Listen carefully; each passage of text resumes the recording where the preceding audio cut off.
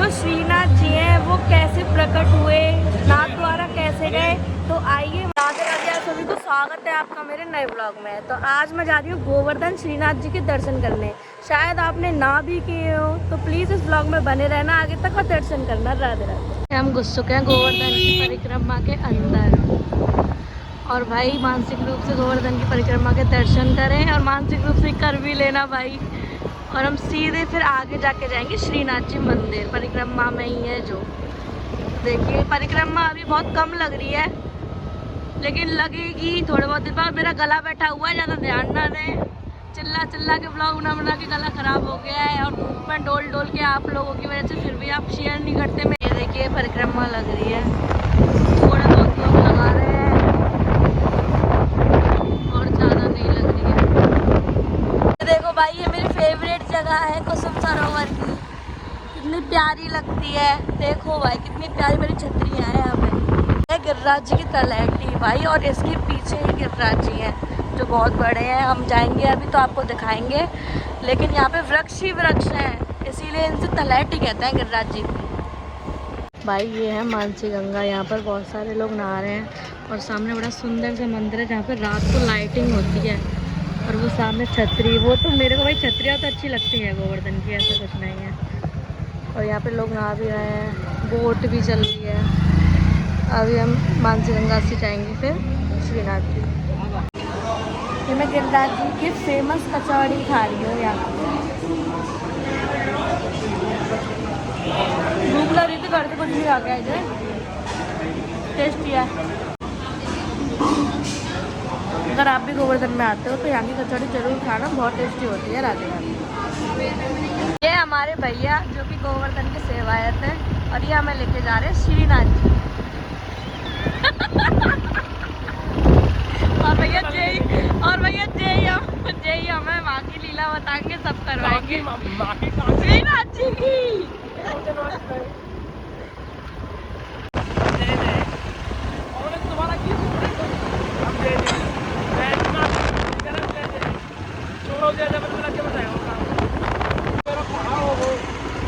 बंदरों की टोली।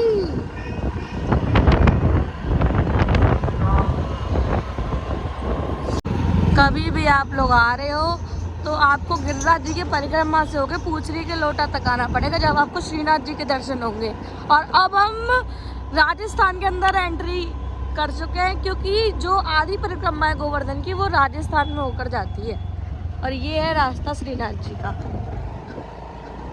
ये हम आ गए श्रीनाथ जी के मंदिर। इस बाहर से कितना प्यारा लगता है, उतना ही अंदर से श्रीनाथ जी भी बहुत प्यारे हैं। अब अंदर चले।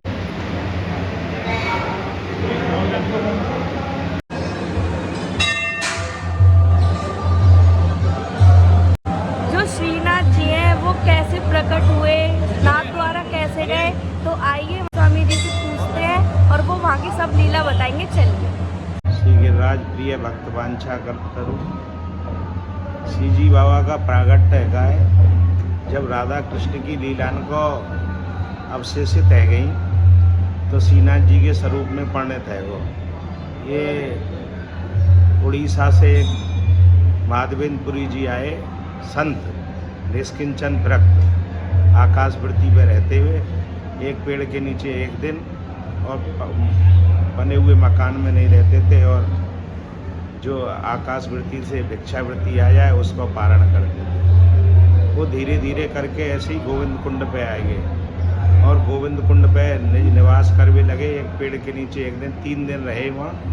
तो तीसरे दिन ठाकुर जी आए के गोपाल स्वरूप में, और बाबा को है वो भजन में है तली नहरे, तो उनको जाके सजग करो कि बाबा महाराज आप बैठे हो, आप भूखे हैं, 3 दिन से कुछ खाया ना है। तो वो है जब चेतन अवस्था में आए तो वहाँ कोई नहीं, तो फिर दोबारा फिर दोबारा उनने निद्रा अवस्था में चले गए ध्यान में, और ध्यान अवस्था से फिर दोबारा फिर आगे ध्यान में फिर आए। ऐसे ऐसे मैं एक गोपाल स्वरूप हूँ और ऐसे ऐसे आप बाबा भूखे हैं 3 दिन से कछुआ। तो ठाकुर जी चांदी के गिलसिया में दूध लेके आए और दूध पिवाया उनको। दूध पिवाते ही एक शक्ति को ऐसा संचार हुआ मान के ये तो साधारण जीव नहीं है गोपाल जी, और उनके उपलक्ष्य में फिर दोबारा फिर चिंतन में हैगा लग गए हुए। तो चिंतन में कही मैं वही गोपाल जी हूँ जो राधा कृष्ण के स्वरूप में हैगा है परिणित हैगा हूँ। जुगल स्वरूप है मेरो राधा और कृष्ण, और वो श्रीनाथ जी में परिणित हैगा हूँ। और ऐसे में गुफा में दब रहा हूँ, और गुफा में तैयार ब्रजवासी ने लाए के हैगा है। तो उनने स्वप्न अवस्था में हैगा है ठाकुर जी को विग्रह दिखाया। भीतर गुफा में गए और देखो उनने हैगा है, और जाए के सुबह ब्रजवासी ने कही, और ब्रजवासी ने लाए के हैगा निकाली स्वरूप हैगा ये 4.25 फुट की ठाकुर जी की निज शिला है, गिरिराज जी की शिला में हैगा। वे आए के प्रकट हैगे। तो वे दूसरे दिन ठाकुर जी से भोग आराधना करवे लगे हैगा, प्रभु मैं भूखो हूँ, मैं कछु खावे को दो। तो ब्रजवासी ने कही हैगा, ब्रजवासी ने लाए के जो कोई चना को साग लाया हो, कोई है गड्ढ को साग लाया हो, कोई पुआ पकौड़ी मेवा लड्डू मोहनथाल जाने जैसा बनो भाई ये है अन्नकूट भोग होगा ठाकुर जी। सबसे पहले ठाकुर जी ने अन्नकूट महोत्सव किया जो गोवर्धन पूजा के दिन हुए है। और आरोप के है इधर वल्लभाचार्य जी है दक्षिण थे, और यहाँ विचरण करते हुए आए गए है वे भी एक वृक्त वर्षा थे। और यहाँ आए के उनने है देखो कि माधवेंद्रपुरी जी ने चिंतन किया, भाई मैं तो बैरागी हूँ, वो पे तो यहाँ की सेवा को भान ना है सके, और ये इनको दे दिया जाए मेरे इच्छा से।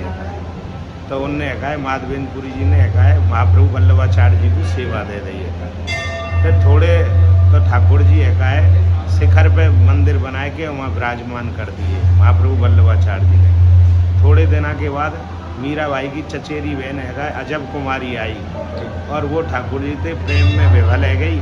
और प्रेम विभल में है ठाकुर जी से कही कि प्रभु मेरे मेवाड़ में बड़ो रक्त श्रापान भय है, और बाको उद्धार करने के लिए आप है मेवाड़ चले। तो ठाकुर जी राजी है गए। तो ठाकुर जी ने कही कि है देख दिन में तो तेरे पास रहूँगा, मेवाड़ को उद्धार करूँगा, रात में अपने निज घर में लौट के आऊँगा मैं है। रात में मेरे को तो है बिछोग नहीं करेगी है। तो ठाकुर जी ने उधर तिरबच्चा भरवाए के है अजब कुमारी थे ठाकुर जी को, और इनको अजब कुमारी को सुलह है गो। तो ठाकुर जी है यहाँ पे टोन के घड़े से बैठ के है चले गए। महाप्रभु वल्लभाचार्य जी ने कल्पद्रम ग्रंथ में कही है गिर गोवर्धन शिखर विराजई, गिर गोवर्धन रजतल वास करई पुच्छतल। गिर गो जब प्रकट भये ठाकुर जी शिखर पे विराजे गिरिराज जी के पे, और जब प्रागट है के जब मेवाड़ चले गए, मेवाड़ के पुनः उपरांत है ठाकुर जी उच्च तल में विराजेंगे। तो उन्होंने है कल्पद्रम ग्रंथ में लिखो 550 के बाद में है ठाकुर जी को 500 के बाद प्रकाश होगा, 50 वर्ष प्रकाश समय में जाएगा, और बाकी बाद ठाकुर जी पूर्ण स्वरूप में है 550 के बाद में है ब्रज में पूंछरी उच्च तल में विराजेंगे। गिर गोवर्धन शिखर विराजे, गिर गोवर्धन रजतल वास करे पुच्छ गिरिराज धरण की जय। अब हम मंदिर से बाहर आ गए, लेकिन भाई महाराज जी में बहुत सुंदर तरीके से महाराज जी ने हमको समझाया कि कैसे उनका प्राकट्य हुआ था श्रीनाथ जी का, और बहुत सारी चीज़ें तो बड़े अद्भुत तरीके से समझाया, बहुत आनंद आया। राधे राधे। तो ठाकुर जी यहाँ बैठे आनंद तो फिसले, और यूँ ही आएगा ये पूरे हाथ बनने ये एक अंगूठा यहाँ लगा, और ये रहे पूरे हाथ ठाकुर जी के। सप्तवर्षीय अवस्था में ये ठाकुर जी के चरण चिन्ह हैं। ठाकुर जी जब श्री जी हमारी एक पैर पे खड़ी हो गई, तो ठाकुर जी वहाँ से देखते हुए आके उनके बगल में यहाँ पर लेट गए। तो उनका जो कर्ण है उसकी छाप भी यहाँ पर अभी तक है। तो ये ठाकुर जी के कर्ण दर्शन जी की खड़ामू है, और यहीं से 10 मीटर दूर ठाकुर जी के चरण चिन्ह है। जब ठाकुर जी सप्तवर्षीय अवस्था में अपने एक पैर पर बांसुरी बजा रहे थे, तो उनकी नकल करते हुए श्री जी भी यहाँ एक पैर पे खड़ी हो गई। यहीं पे जब ठाकुर जी ने वहाँ पर बांसुरी बजाई थी, और इंद्र दमन, तो वो तीनों स्वरूप में जो ठाकुर जी का वो वहाँ पे है। और ये जो है ये सुरभि गाय की दूध की धारा है, और ये सब। तो भैया आपको गोवर्धन की परिक्रमा, मानसी गंगा, श्री जी की सारी चीज़ें दिखाई, गोवर्धन पर्वत दिखाए, सब चीज़ दिखाए, श्रीनाथ जी के दर्शन करवाए। तो आप कमेंट में बताना आपको क्या चीज़ें कितनी अच्छी लगी, और इस व्लॉग को शेयर करना ताकि बहुत सारे लोग हैं जो श्रीनाथ जी तक नहीं आ पाते हैं, तो वो दर्शन करने आए गोवर्धन के अंदर। राधे राधे।